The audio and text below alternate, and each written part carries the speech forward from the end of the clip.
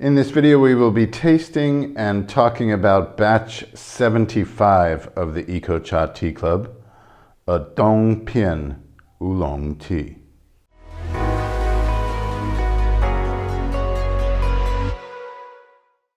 Batch 75 of the EcoChat Tea Club is a Dong Pian Oolong tea made from the Ying Xiang cultivar, Thai Cha number 20.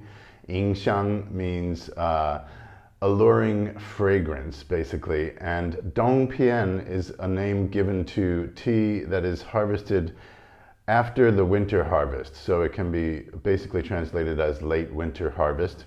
And it should be outside of the 2-week range around Li Dong, which is part of the lunar calendar, and that's the time that winter harvest is traditionally centered around, before and after.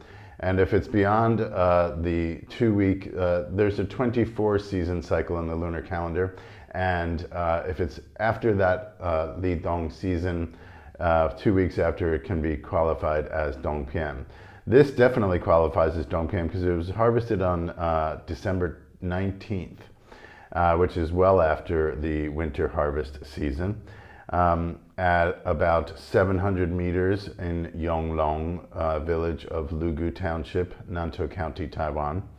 And it's from a friend of ours who works for the the Tea Research and Extension Station, Dongding Station, or Dongding, yeah, it's just a branch in Lugu. And he is also a professional tea judge at the Lugu Farmers Association for the Dongding Oolong tea competition. He's heir of a farm that has existed for generations in the heart of traditional Oolong tea country in Lugu Township. He basically inherited his grandfather and father's farm, and has recently, this is the most recent crop that they have planted, number 20, Ying Xiang, and it's slowly but surely becoming our close second favorite to Qingxin Oolong. Qingxin Oolong was the original strain brought over from mainland China and is what comprises basically all of high mountain oolong tea and is used for Wenshan Baozhong. And basically anything above 600 meters elevation, it's the preferred strain still, although many other strains are being experimented with in recent years or decades.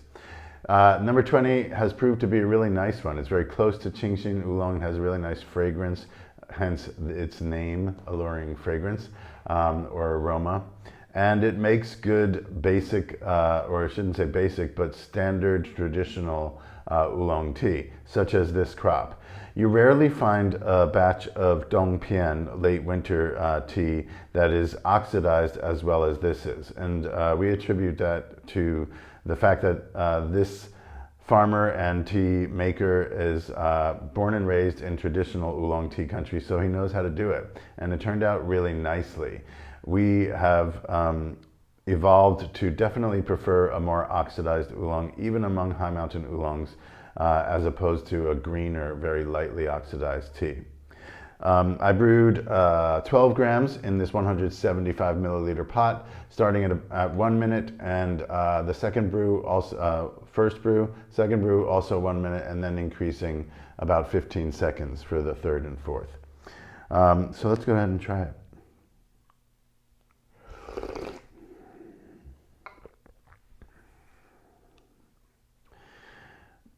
I've brewed it several times now since I sourced it about a month ago, and every time I'm just struck by the wonderful balance of fresh green and thick, smooth, really well composed flavor profile.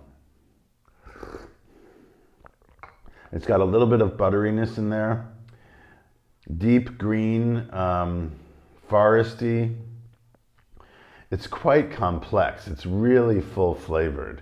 It just has what you're looking for in an unroasted oolong. He said that his local friends are like, oh, that you shouldn't oxidize Dong Pian this much. why not? You know, the reason other people don't oxidize Dong Pian this much is because they can't. Typically, Dong Pian leaves, the raw material, is already calloused. It's stunted in its growth because it's after the winter harvest. The leaves are just barely being able to grow into maturity, and they've been on the tree for a long time, so they're kind of hard, waxy, and leathery. Not easy to process, not easy to remove the moisture. There's not a lot of moisture in the leaves, given that it's very late in the year, less rainfall. So it's a kind of a stubborn stock to work with, and that's why it turns out very green, and it does have a very specific fragrance, especially the higher elevations. But this just is a crop of tea that was, his winter harvest he harvested earlier than normal, and so he was able to get a mature crop later. So the first half of the growing season was early enough, the leaves got a good head start, and then he finally harvested them the third week in December. Okay, let's go to number 2.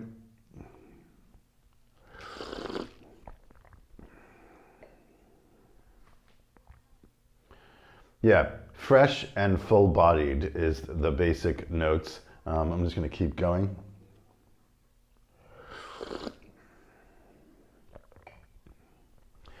It's really difficult, for me personally anyway, to pinpoint notes, flavor notes in this type of tea.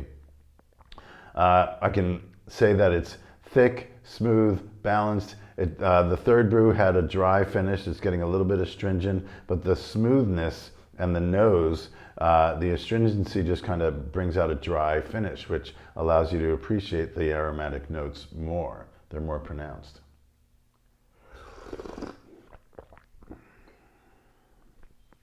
A little bit less substantial. Actually, to tell you the truth, this is what happened. I brewed the first brew, poured off the remainder, second brew, poured off the remainder, third brew, poured off the remainder, fourth brew, put it in the pitcher, poured it all into the remainder cup. So what I'm getting here is not the fourth brew, it's the fifth. All of the fourth brew went into this mug, so that's the fifth. And I do have a sixth brew right here that was left to brew for about 10 minutes. So I'm going to do a quick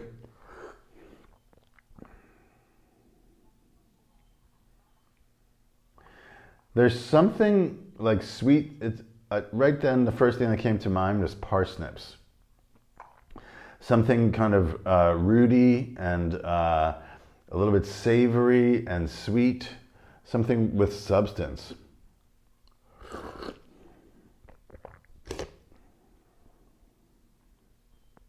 Swiss chard, a little bit of butteriness.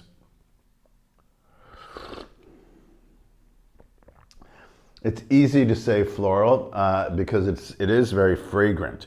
There's a lot of nose, but to me it's more of a complex herbal vegetal nose than floral. Fifth brew. Lighter. Wow. Really interesting perfumey nose in the finish there. I'd call that floral. That's interesting. It brewed lighter, and often that's the case. When you don't brew so concentrated, you get a complexity and you get the higher or finer notes in the nose. Okay, here we go. Power brew. Now we have the sixth that's super concentrated. Still a little bit warm. Amazing. Not overly concentrated in terms of being too bitter or too stringent. What happens often when you do this, I do it just for fun basically, is you lose a lot of the complexity. That's what happens when the tea is just allowed to sit and almost stew. It's not, I think it is a tribute to its overall composition, its stability of composition when it doesn't get super bitter or astringent. But basically, you lose the interesting notes. It's a thick, nice soup that is substantial. It's just kind of flatter. The complexity is gone. It's still quite drinkable though. Okay, this is often the most interesting and satisfying overall for me is to try the composite brews. This has 1, 2, 3, and 4 in it, all of brew 4.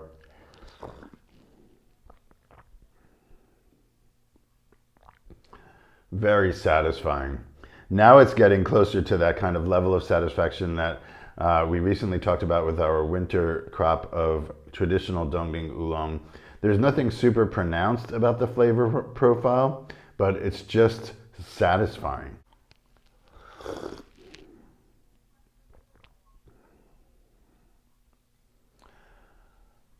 Balanced. Wow. It's really hard to pull out any specific notes. It's just a nice, clean, smooth. The notes that came out in the earlier brews are just kind of all packed together in a nice, not too strong or concentrated way. Let me see if I can pull anything out. Okay, a little bit of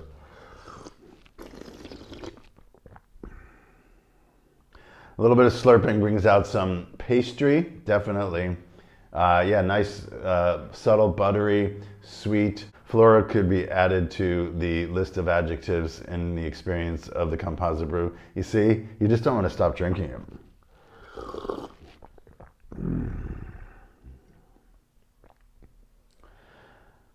This is another example of an unroasted oolong from this particular community, the Fenghuang Yonglong community, just next to Dongding Mountain in Lugu. They make good tea. Everybody knows it. And we love it when we score a particularly interesting batch just like this. So we're here representing Dong Pian, the late winter harvest, which is rare by nature.